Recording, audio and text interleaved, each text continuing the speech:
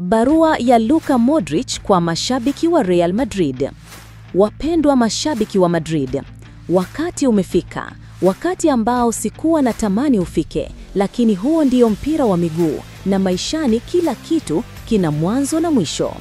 Jumamosi nitacheza mechi yangu ya mwisho katika uwanja wa Santiago Bernabeu.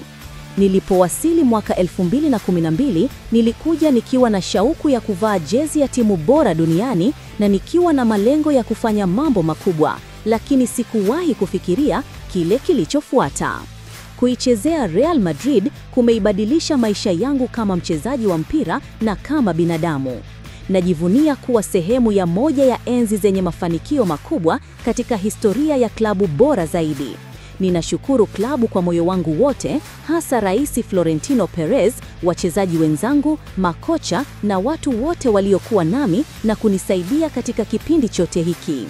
Katika miaka yote hii nimepitia nyakati za kushangaza, kurudi mchezoni ambazo zilionekana kuwa haziwezekani, fainali, sherehe na usiku wa kichawi Bernabeu.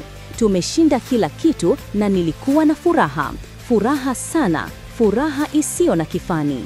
Lakini zaidi ya mataji na ushindi, naondoka na mapenzi makubwa kutoka kwa mashabiki wote wa Madrid. Kweli sijui namna ya kuelezea uhusiano maalum nilionao nanyi na jinsi nilivyohisi kuungwa mkono, kuheshimiwa na kupendwa.